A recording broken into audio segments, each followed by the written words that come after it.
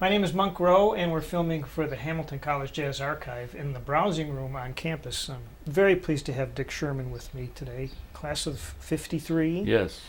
And I can call you Sherm on Please camera.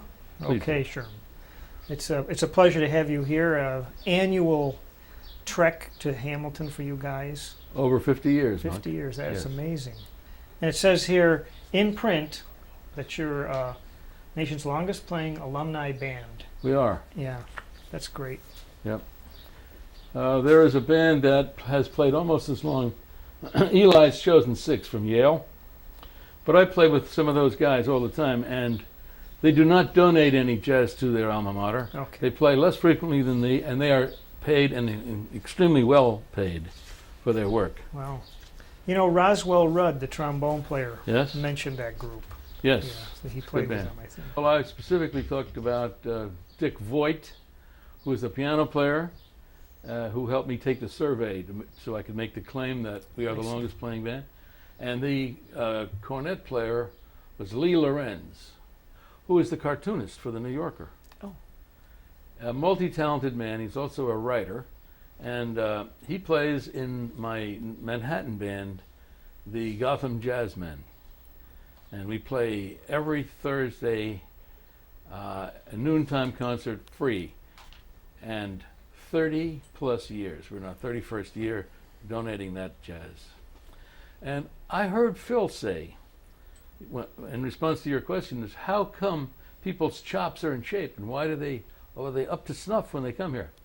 Well, we each have our own local band, such as the Gotham Jazzmen in Manhattan, in which Lee Lorenz plays cornet.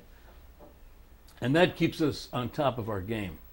So they're all around the country playing in their local bands, and they convene at Hamilton, and then we really have fun. Yeah. And you guys do have fun. We have fun. And the band is a bunch of humorists. They're very, very funny. I've played in many bands, Monk, over the years. This bunch, every one of them is a live wire. They're funny. We exchange emails and mailings, and they're always hilarious. Mm-hmm. On any subject. For instance, Donnie Andre, our banjoist, wanted to be sure that when we take up our residence for this next few days in an ex-fraternity house, that we would each have a private bathroom. And by George, that was very difficult for Laurie Russell, our alumni affairs honcho, to arrange. But she said, I'll keep trying. And I kept hearing from Donnie Andre, are we going to get our private bathrooms? Well, finally at the last minute she said, you're going to be in the old Cy-U house, which is known as the Shenandoah house. And guess what? You're getting private loos. Each one will have one. So I announced this to the members of the band in a poem called A Private Loo, and they seemed to enjoy it. That's the thing.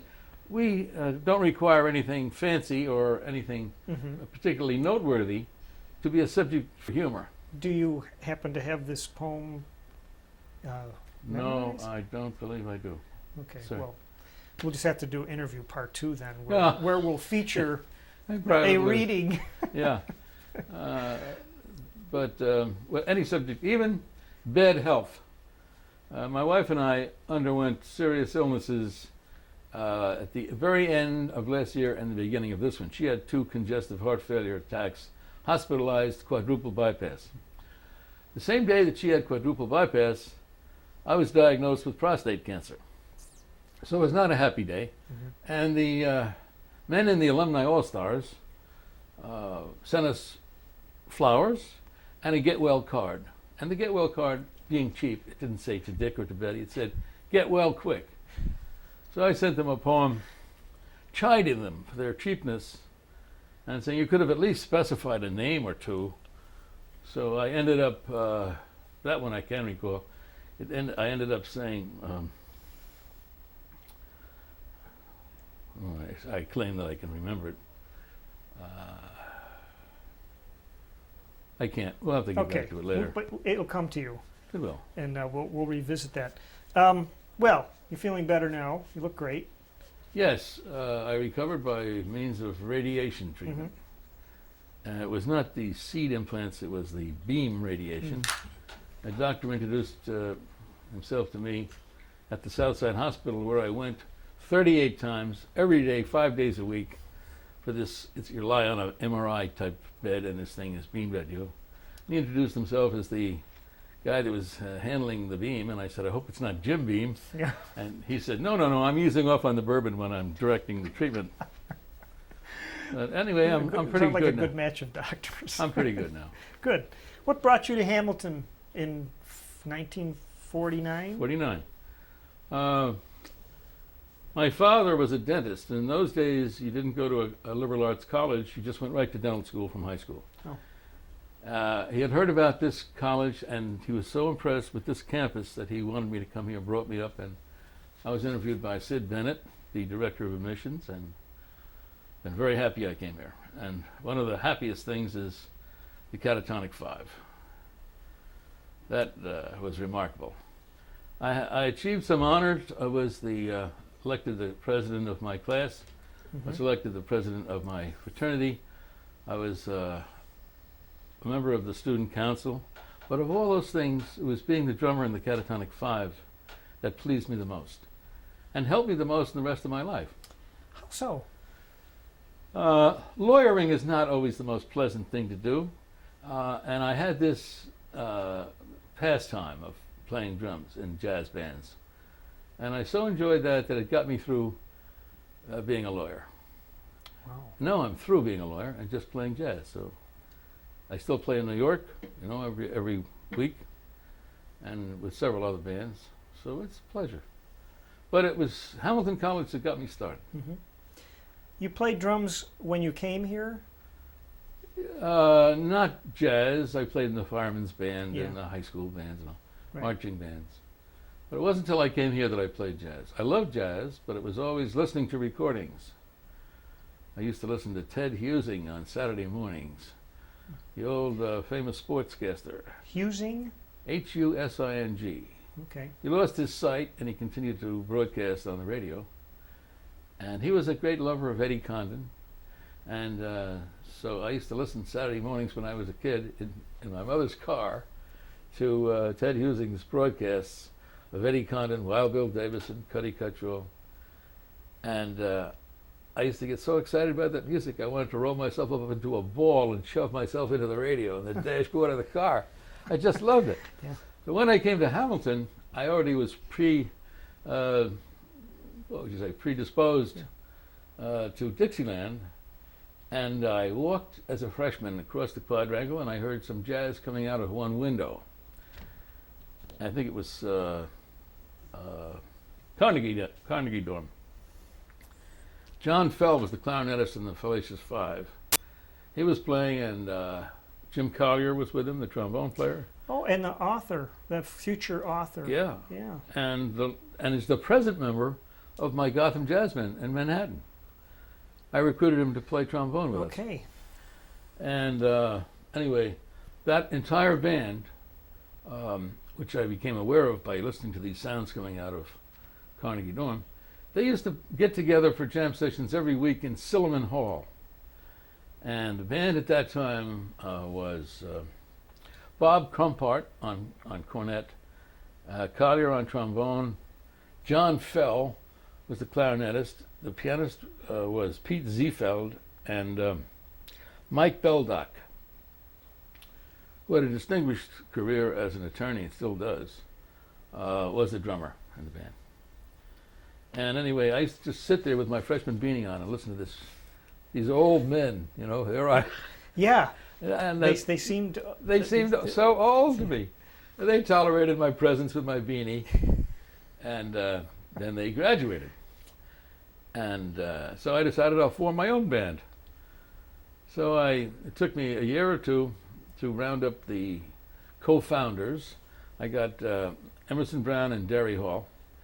Derry Hall was a pianist and a guitarist, but as it turned out, we needed a trombonist, so he taught himself trombone.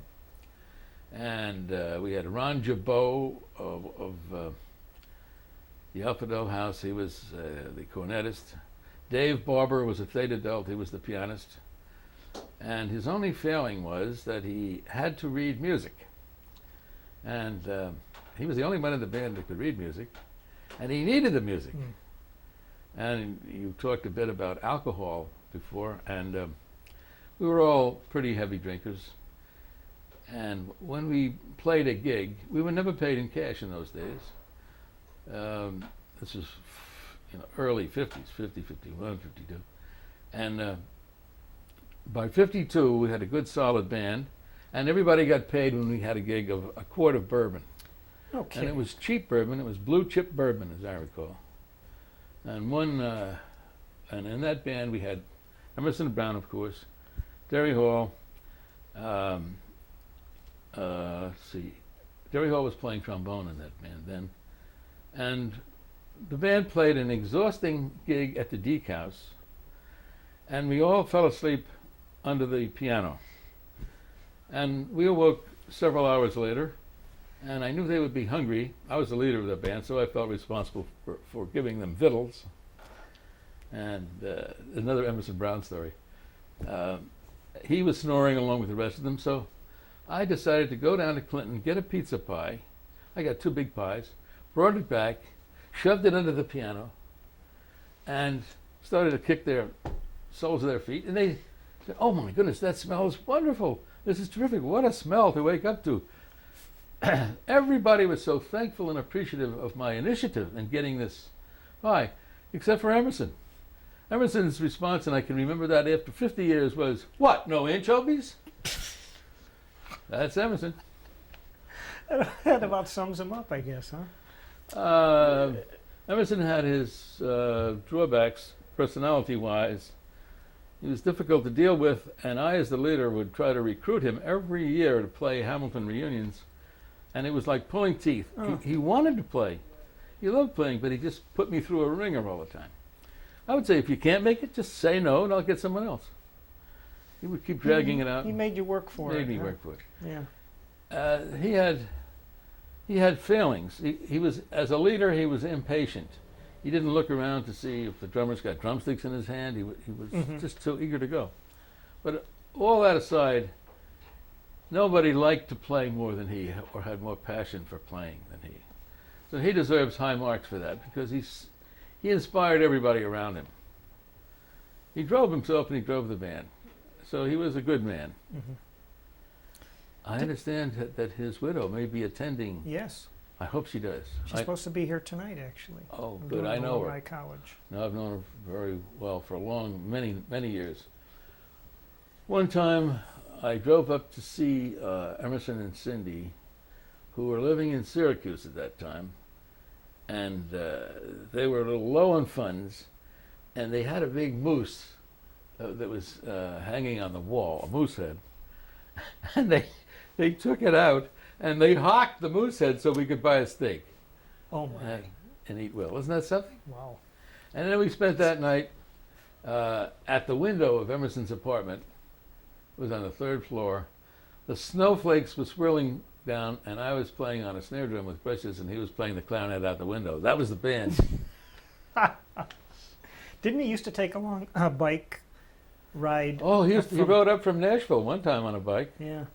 His wife would come along with him and stop, and I guess they'd eat. And then she would take care of him.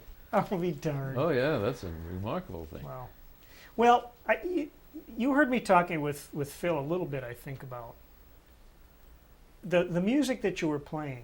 Yes. I think it's interesting that, perhaps from my perspective,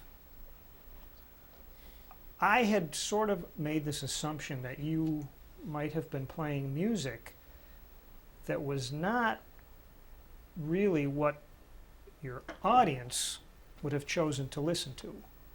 But I'm getting the sense that I'm wrong. You're wrong. Okay. This was the music that they wanted, that they liked. Remember, there was no Elvis at that time when we started, and there was no rock and roll. We were the Kings. This was, you go to Eddie Condon's or you go to Nick's, and that was the epitome of jazz and of popular music. It was the best, hot music in its finest flower. And so we had no displeasure from the audience about playing that kind of music. We got great support from them. But of course, by the mid to late 50s, rock and roll had come in and started to stifle the demand for Mhm. Dixieland. We're fortunate there are people as old as we around Yeah. that like Yeah. it at Hamilton. And we're also fortunate, I think Hamilton is, that the younger folks, younger bands that play more modern music or folk music are providing that for them. We don't want to be the sole purveyor of music. It's great that there is a choice now from Right. between audiences. Right. So it really is not that much different from a Hamilton band in 1965 playing current music Right. on campus and at other colleges. That's kind of what you were doing. Yes, except we're more proficient now. Yeah. We play. I heard you say that you noticed there's an improvement in our Yeah. band. I think we're at the peak of our powers now. Mhm. That is why we made that legacy Yeah. CD. We're not going to play any better, I don't think, Mhm. than that. Yeah. Did you ever have vocalists in the group by choice? No. Yes, we did. We did.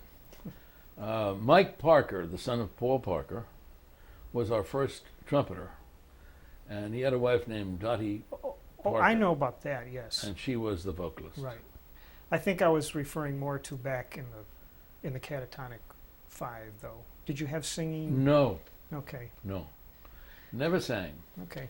You know, maybe that's what, to me, distinguishes and it is so neat about the fact that you guys did that is nowadays popular music is so vocal oriented.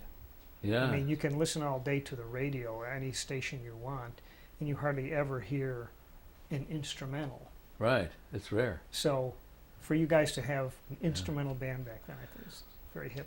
Now, this is odd that you say that, Monk, because our predecessors, the Fallacious Five, didn't really have vocalists, but they used to, two or three of them would intone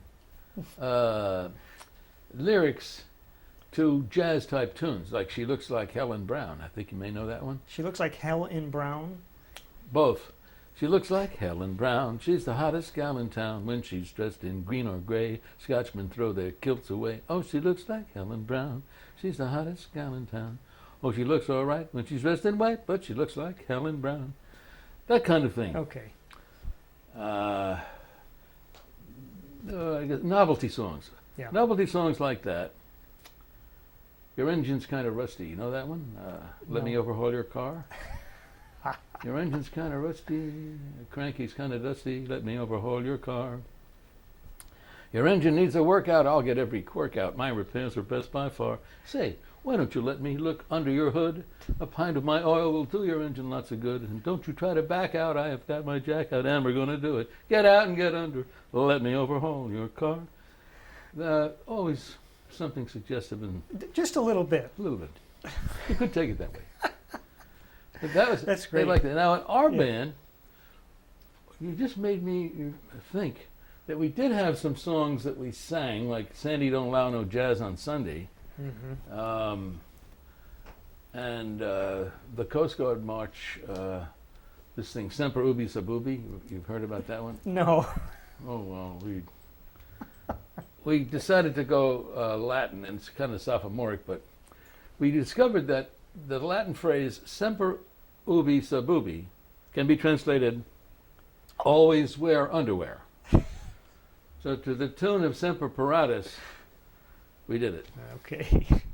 But it wasn't a great success, so we dropped it from the act. I see. And the Marine Corps didn't really No. adopt it. No, none of them fought to be recognized They were- by our okay. band. But in the 2004 predecessor of this particular CD, the words are all printed out. Hmm. We had attempted to have a sing-along, but it was a bomb. I think I was Saturday night. Yes. I was there. What a bomb, eh? Yeah. Yeah. Seemed like a good idea at the time, but It was too sophomoric. yeah. They didn't want to do that. Right. Well, Phil described some of the, going out on weekends and playing at other campuses. I assume you guys did the same thing. Yes, but not to the extent that the second incarnation of the Catatonic Okay. Five. My early incarnation of the Catatonic Five. Played mostly on the campus. We occasionally played at other colleges. We played at Union on one occasion, and this is an example of how the alcohol situation got out of control. Dave Barber was the pianist, and he needed to read music. And our alcoholic consumption had got to a stage where it seemed to be a good idea, since we were playing out on the front lawn of this fraternity house, to set fire to a car so that we would have illumination and Barber could read the music. It was an old car, but it was the wrong thing to do. And we had to flee, and the police came after us, but they never caught us. So. But anyway, Much better than stand lights, I guess. it was a flickering. Yes. It was a stupid thing. Uh-huh. It must have been hard because your piano player had to have sheet music. He did. Must have really put a limiting factor on what songs you could play, obviously, because he had to have the sheet. It did, but perhaps he had taken our songs and somebody had scored it. It would be Jerry Hall could write music, but like nobody else, and so he could do that. We used to play weirdos like the Indian Love Call and stuff like that, and it would be written out, and Barbara would play it. Mm-hmm. We were not a very good band. We were just an early band. I see. The second one, the Fallacious Five, was first. We were the second, and then we all graduated. We all went in the Army, and then the Don Andre Phil Meade band, the second incarnation, which was a really good band, brought acclaim to Hamilton. I see. They really went around internationally under the banner of Hamilton College, so Yeah. it was good for the college. Did the Catatonic Five have any connection to the music department? Not to the music department, Yeah. but you might say, well, no. I was starting to think about the Alumni All-Stars. That was Paul Parker, who was on the faculty for the art department, but not in the music department. Okay. Yeah. Well, wait a minute. Frank Piano was a Spanish assistant professor here, and he used to come and play tenor with us now and then, the Catatonic Five. But that was the only connection we had with the Okay. faculty and the music department. He actually wasn't in the music department. He was in the Romance language Mhm. department. Yeah. And what's this business about was it the president of the college at that time Oh, Sandy didn't McEwen. want no jazz on Sundays? Sandy McEwen was a Presbyterian minister who, I don't know, it'd be very difficult to think of the things that he did or like and approve of, but he certainly didn't like us and approve of us. And he heard we were going to play a jazz session. I think it was at the Deke House. And he said, no, there'll be no jazz on Sunday. So we wrote a song called Sandy Don't Allow No Jazz on Sunday. You probably heard it. And it was a favorite of Ellie Wardemer's. Oh. She would ask for that all the time. And in those days it was quite popular. And we weathered the thing. We actually played it anyway. Mm-hmm. Gene Tolles was the moderator, I think. He mediated the dispute by interpreting the President McEwen's prohibition as being prohibition of music outside on a Sunday. So we moved it inside, and it was fine. Okay.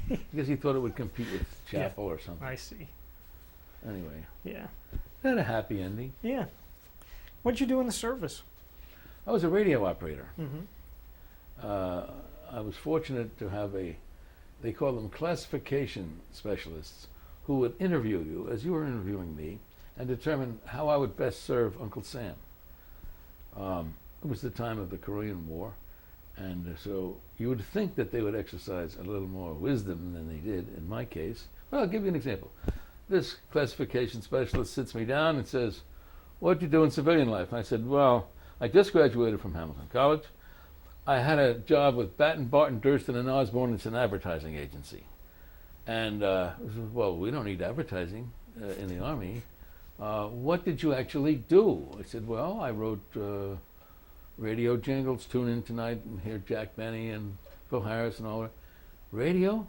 You're a radio man. Diddy. Off I went to the Southeast Signal School for 2 years. I was a high-speed radio operator. I'll be darned. Yep. He That's a said, good thing. he said the magic word for him, I Yeah, guess. radio was it. Yeah. He's a radio man. Speaking of radio, Yes. was it a big part of your hearing music when you grew up? Yes, it was. Remember, it was before television. Yeah. Television didn't appear in my life until 1952, around the time of the Eisenhower election. And we got a TV set over in the DU house, and we were really excited. But it was radio.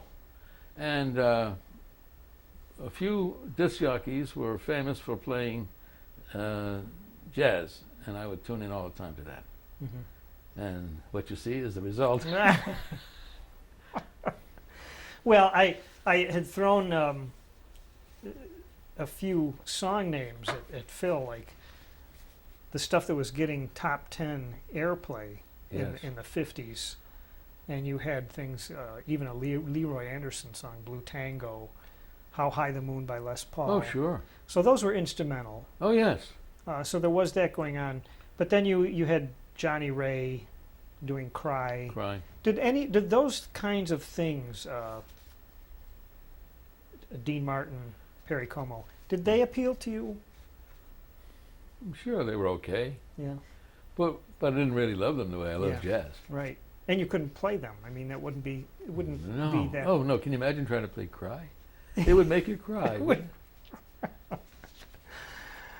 Oh boy. When you got out of Hamilton, do you think did you felt like you had a bargain at this college? And I'm sort of asking that in the Oh, yeah. relationship of what it cost back then. I can't remember what my dad, who was a dentist, and what he paid. It was a few thousand, I guess. Yeah. A bargain. Yeah, I think I thought I've gotten an awful lot. I was impressed. The college was small, 300 or 400 people when I came up here, and the ratio of faculty to students was terrific. We had some classes with 4 and 5 people in it, and loved those teachers, those professors. Paul Parker, who became the pianist in the Alumni All-Stars, was a dear man. We became very friendly, and he would come down to my house and painted pictures of my boats and things like that. It is a wonderful school. I can't imagine how I could have been as happy or as well prepared for life any place. And I love Dean Tolles. Everybody loves Dean Tolles. He tried to make me a businessman. He thought I would have the talent to go to Harvard Business School and make a big splash in the business world. But I knew I didn't have it. So when he sent me to Boston to go to Harvard and take some interviews in the Harvard Business School, I spent one day. I was supposed to go 3 days. And after the first day, I cut out and I went to Storyville to hear the jazz bands that were playing there. Ruby Braff, you know who Ruby Sure. Braff Cornet? Yeah. And Sonny Greer was the drummer. Mm-hmm. What bands! So I had a good time going for my interview, Yeah. but I didn't get asked to go to Okay. school, and I didn't want to go. Yeah. And were you in a fraternity? DU, Yeah. yes. What was that life like?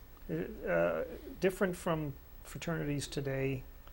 Do you think? Gee, I guess so. Yeah, it was. Your Course, world yeah. revolved around that. Now, I was the president of the house, so I had some influence with them, and I was a strong advocate of the fraternity system. But I changed, Monk. As I grew older, I grew more liberal, and I became very sympathetic with those young men who were not invited to join fraternities and felt like second-class citizens, and I thought it was too harmful to them to be worth all that the fraternities brought. Yes, they were good, but I'm happy to see them become a thing of the past. I think they hurt the young people. Did you have your meals right in the houses? Yes, You had a in the house. cook and Yeah, we had a professional cook, Yeah. but our own number of members were the waiters. Yeah. It was very sociable, very pleasant, and I certainly was a big fan of fraternities until maybe the last 10 years. Oh. I thought it over and changed my mind. Do you think the learning process has changed a lot due to technology? Oh, sure.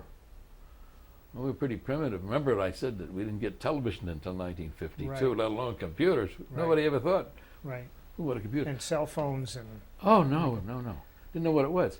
But on the good side, we didn't have any drugs. Nobody even knew what marijuana was. We would get pretty drunk on booze, but we didn't have any drugs, didn't need any drugs, didn't want any drugs. My son was a Hamilton graduate, class of 78, and he said he smoked pot all the time here. Did you have another one too? Yeah, I have a daughter, Wendy, Yeah. class of 85. My son is a class of 78, my daughter is a class of 85. And by that time, there's a lot of drugs. Well, my daughter just graduated from here also. Good, congratulations, Yeah, Monk. so we're very happy. Oh, good, Yeah. I'm glad. Yeah. Yes. So it's interesting for me because growing up I did not know about Hamilton, but I certainly do now. It's been Where did you come from? from Rochester. And, Okay. But ended up in this area, and this has been a great experience meeting all my jazz heroes through this project. It's a great experience for Hamilton to have you. Well, thank And being a player, I think that is so inspirational. To look up there on the stage and there you are. And you. Yeah. Well, it helps talking to musicians. oh, yes. Oh, yes. Sure. Is there a story behind the name Catatonic 5?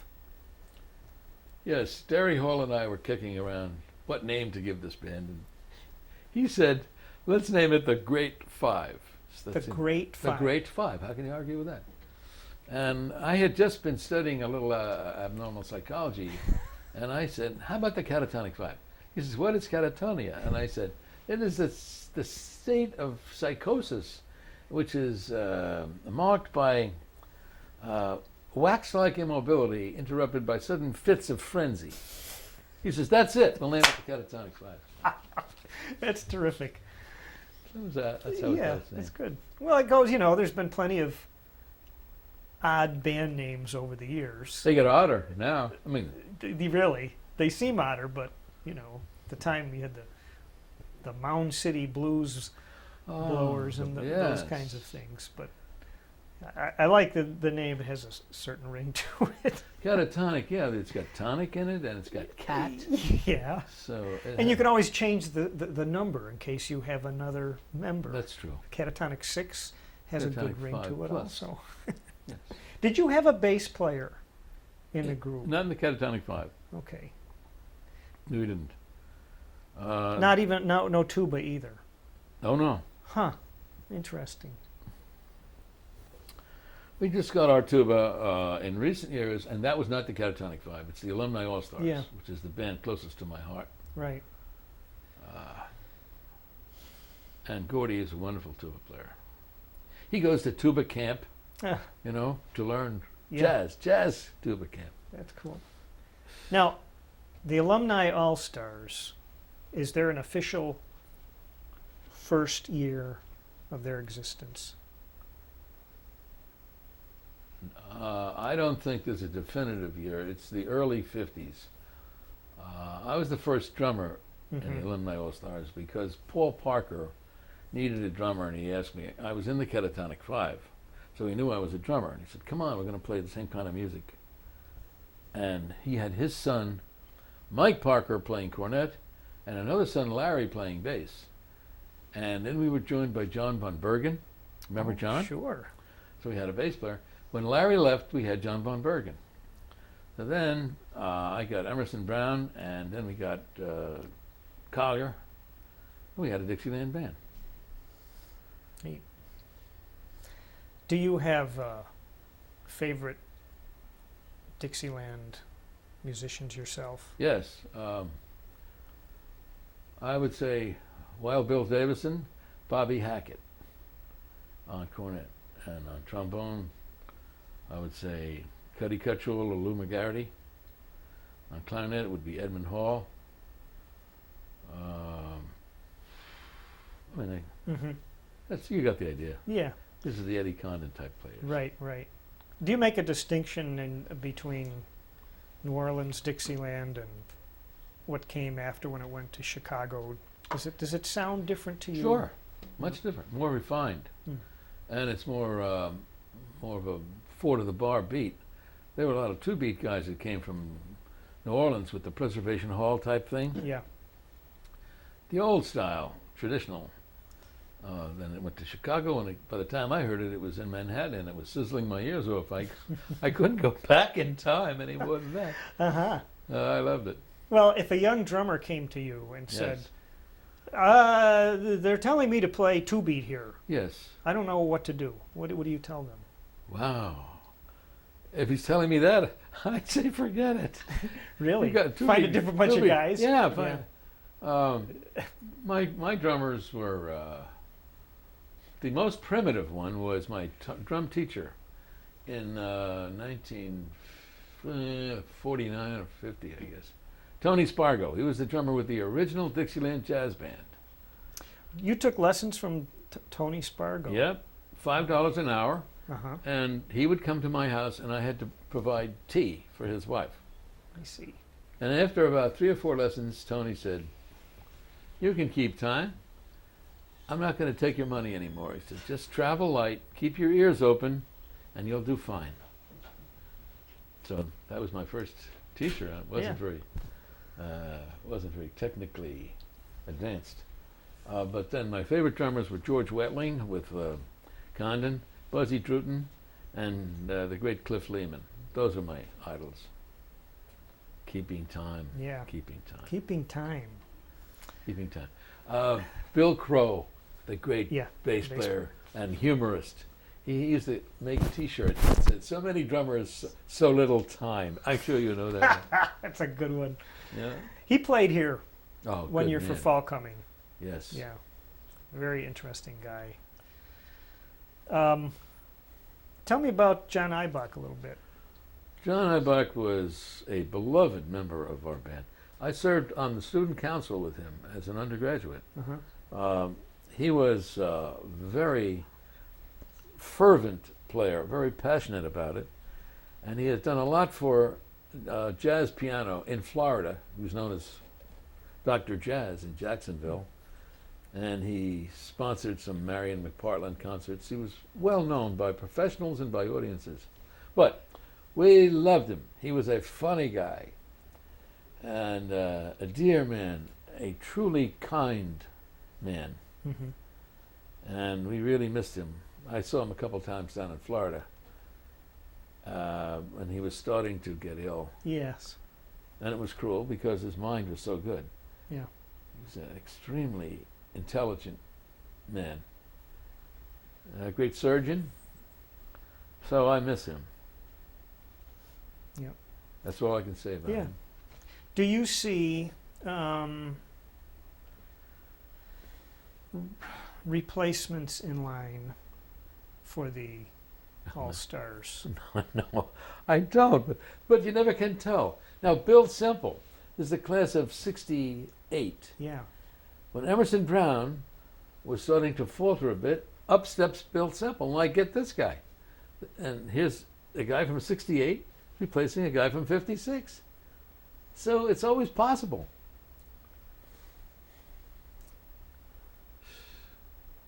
I hope they will. Hope they'll find him. Yeah.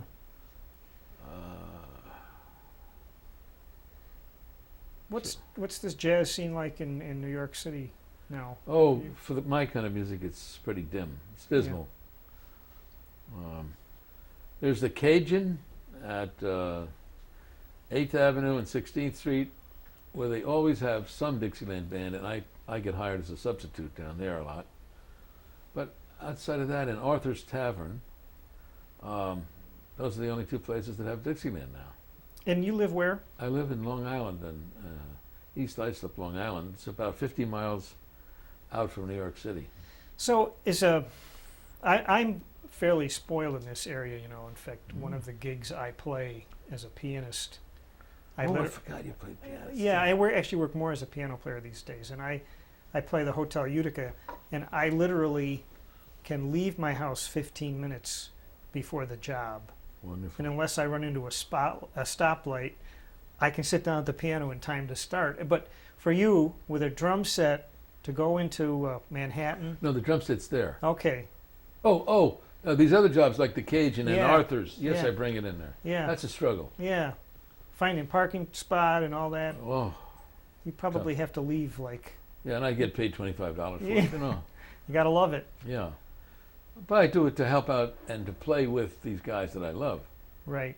These are my buddies from my band. They're all in other bands. Lee Lorenz is one. He's called me a few times. Mhm. The great cartoonist. The next time you see a New Yorker, take a look for Lee Lorenz. All in there. right. You ever run into Sal Yagid? Yes. Yes. Sal used to come every once in a while, drop into our concerts Yeah, at the Donnell Library. yeah. Who do you listen to these days? I listen to old CDs, Reissues of, reissues. Yeah. Bobby Hackett, did I mention him? Mhm. I hope so. yeah. I love him. He's a nice contrast. I play a little bit of him and then a little bit of Wild Bill Davison. Then on the average, I'm okay. Yeah. It's like the fellow that stands on one bare foot on a block of ice and the other bare foot in the fire. And on the average, he's comfortable. Yeah. Interesting. Was it, I think it was another Bill Crow story about Bobby Hackett selling one of his trumpets, Oh. and he said, high register never used. That's right. And somebody once said to him, and this was on a radio interview, Bobby, you're known for never having a bad word about anybody. Praise, yes, but you'll never criticize anybody. So what if somebody said Adolf Hitler? So Bobby thinks a minute and he says, well, I guess you'd have to say that he was tops in his line. Well, one thing you said about the band and the CD, Yes. our jazz does not rely on arrangements or even preparatory discussions before we swing into a Well, tune. that's true. You know, I can't believe it, but that's what it yeah, is. We have beautiful rapport in the band. We have fine leadership. Marty just says, okay, we're going to do this, and then boom, and then off we go. yeah, And then for the endings, every once in a while he'll throw a Firehouse ending in on it. You just have to keep listening, and you can watch him. Sometimes the bell of his horn will come up a little bit, or his Right. eyebrow will arch. But you can tell. Okay, now you use a term that I'm not familiar with. Well, A firehouse ending. Oh, and extended another 4 bars. It's instead of just ending after 4 bars after the drum break, they've gone for 8 bars. Okay. That's a not heard that firehouse term. ending. I've I not heard taught that term. you something. I can't Thank believe you. it. I will be prepared next time. In fact, I'm going to use it. Yeah. I'm going to okay. use that firehouse. That's Firehouse. cool. I wonder where that came from. I don't know. Huh. I don't know. That's interesting to find out. Yeah. The origin of the phrase. One just- time I had played with this veteran fiddler, Claude Fiddler Williams, Oh, yes. and he said, we were playing the song, we were playing like an Ellington song, and we were almost done, and he said to the band, he goes, channel. He said, channel. Uh-oh. Uh-oh was right. We didn't I know don't what know he what that meant, means. and he meant the bridge. Oh. Channel as an English channel, or that was his term for the For the release. bridge, and he wanted to go back to the bridge, but Wow, I never Interesting. heard that, Monk. yeah, an older term. And I'm old. Somebody said, how old is your band? I said, well, our band has been is over 50 years old. And I'm the elder statesman, you might say. I have the second, we're long in the tooth, I have the second longest set of teeth in the band. He says, well, who has the longest ones? Well, I said, we have a 75-year-old bassist named Bob Abrams, and he has the longest set of teeth. And with a marvelous set of incisors like that, I suppose he's out somewhere auditioning for the lead role in a Dracula production. You know what a sweet man he is. Yes, he surely is. What a neat guy. He seems to be a happy time in his life right now. I'm very It pleased. is, and he's made such tremendous progress on the bass. Mm-hmm. And he's got a real one now too, A real which stand-up I bass. really like. Yeah, I do there's too. nothing like it. I agree. He likes it too now. Yeah, it's a pain to travel around with, but you know about that. I know. You always bring your own drums to this gig, right? Always. Yeah. And, you know, as a pianist, you know how bad it can be if you're going to a gig and the piano hasn't been tuned or it's got a couple of sticking Yeah. keys. At least when you bring your own drums, you know they're good. Right. So I'm luckier than many pianists. Yeah. Yeah, close enough for jazz. I think that's when the Yeah, term but came from. Not so much fun. This is a little off the track, but what do you feel about this is a very small question. Okay. What do you feel about the state of the country today? Oh, that's an interesting question. My background is I've always been a Republican and a supporter of Republicans. But I didn't vote for President Bush in the last election. I did it the first time. Because I am fed up with him, and I think he did a terrible thing to our country. I think we have frittered away the credit that we had with our other nations. I think the country is in very bad shape. And I attribute it to President Bush. And I didn't vote for him the last time. Mm-hmm. And I certainly wouldn't. Well, he doesn't. He's a lame duck now. So. Yeah. But I'm very sad about it. Yeah. And you know what it does, Monk? It makes me think about the great countries who had leadership roles like Greece and Rome. And now I'm afraid we're going that route. I think we're on a downturn. Yeah, because they went down the tubes eventually. They did. Yeah. But our music is happy music. And it makes me happy and it makes the people happy. Yeah. So to get back to jazz. Yeah, I think yeah. that's- Even when you play a ballad, it's happy. Yeah. Yes.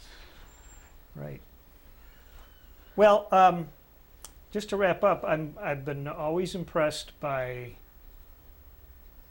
the loyalty and passion of Hamilton alums. Yeah. The ones that don't have it, I haven't met. So, Yeah, you they know, are. but the ones that I have, starting with Milt Fillius, and I go, what is it about this place that inspires that kind of loyalty? It's not one thing, it's a combination of things. There is the beauty of the physical plant. You have a campus and a root gland and things second to none. You have, I think, marvelous faculty. In my day, you did. And I think that we had a good administration. We had Winton Tolles. So the people who went to college in my day at Hamilton loved the college. They were very enthusiastic then. And as alums, they become very enthusiastic. Mm-hmm. You'll see them howling with delight when they hear Yeah. our band play. Yeah. Well, that's good, and some of that hasn't changed, because when I hear my daughter talk to other people about the college, she will say that. She said, "Oh, I loved Hamilton." I'm interested in what is her response to what were the elements that she praised. You know, I'm not sure yet, because she won't say it Oh, to my wife and I as much as she will to another person. But she loved the camaraderie. You know, I yeah. think she Oh, boy. I think she benefited from rubbing elbows with people from other socio-economic Yeah. strata, Yeah, whatever you mixing. want to call that. Yeah, good. And she was an RA for 3 years, so she learned a great deal about responsibility, Oh, you know. So, interesting. yeah. Maybe she'll come forth with some more opinions after she's aged I'm a sure little she bit. will.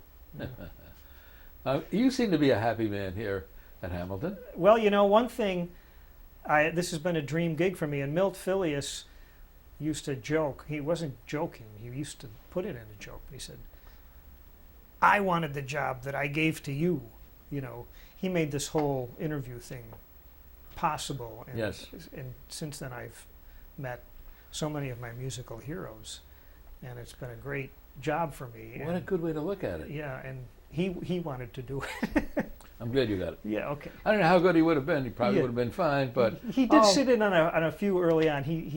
We interviewed Mona Hinton, Milt Hinton's wife, yes. together, and a couple others, and he was a very opinionated man about his musical taste. So if he didn't like something, he was not good at disguising it. I gathered that. So, yes. But he has a good legacy. So I want to thank you for your conversation today. And Oh, I enjoyed it. Mike. anything you want to add before we head on to your dinner and so forth? No, I'd like to add nothing except thanks to you and for what Okay. you're doing for the college. Okay, Jazz Archives deserves everybody's support. great. Appreciate it. And I look forward to playing with you this weekend. Hey, good. All right. We won't forget that. We Okay. weren't going to hold you to that. One of these days, I'm going to get one of those straw hats. I don't know how many years I have to put in, but Is the interview over now? I don't know. We could still be rolling. It doesn't make any difference. I'm having a minor rebellion by the band. Oh, I have always insisted that the straw hats be worn. And it's been, I think, a boon to us because our publicity is very good. The pictures of us in the Alumni Review, for example, with the hats on are terrific. It's Yeah. a uniform thing. yeah. But lately, I'm getting a lot of resistance to wearing the hats. Mm-hmm. And two sources. Gordy Bournes, he says, when I wear the hat, I can't play the tuba. The tuba hits it. And Phil Mead, his trombone slide hits the hat. Now that is absolutely right. Those are justifiable Mm-hmm. complaints. So what we'll do, I've told them that you don't have to wear the hats except when we're being photographed. Mm-hmm. Because that's the impression that I want to convey to Right. readers of the Alumni Review, that we're a uniform band and all. So I'm going to talk about it tonight with them at our little dinner. But I have this thought. The people who come to hear us at Hamilton, be it the reunion class that we're playing for at the banquet, or people at the cookout or any place, I think they are not that impressed by the fine degree of improvement in our music over last year, but they are impressed by the uniform appearance with the straw Mhm. hats. Mm-hmm. And we may think we can play better, and sometimes we do, but I don't think the audience hears much of that, Mhm. really, to tell you the Mhm. truth. I think we're playing as well as we're ever going to play. So I say, please put the hats on when the photographer is out there clicking. Yeah, I agree. But for the guys that have this physical disability, they Yeah. can't play their horn. You gotta, Right. they're not getting paid. They come up here and they do this for nothing every Yeah, year. I want to right. make it They as don't wanna- easy for them. Yeah, who doesn't want to become annoying? All right. Well, say hi to the rest of the fellas for me, and I'm going to tell them it was not bad. Yeah, all right. I'll Get the scare rest of Donnie them. Andre. I'll say, where did you get your chance to play? That's right. Do this. That was very nice, Monk. Okay. Thanks for Appreciate asking me. it.